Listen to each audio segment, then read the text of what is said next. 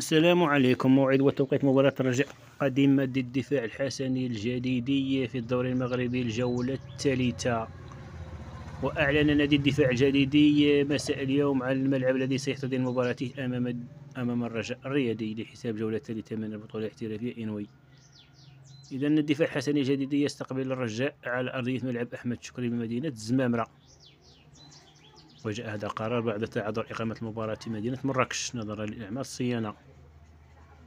يشار أن هذه المباراة ستجرى الأحد المقبل في تمام الساعة 4:00 بتوقيت المغرب، تونس والجزائر 6 بالتوقيت السعودي والقاهرة.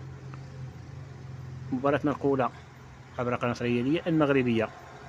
يتواجد الرجاء في صبورة الدوري المغربي في الرتبة الرابعة برصيد 4 نقاط، الدفاع الحسني الجديدي في الرتبة العاشرة برصيد نقطتين.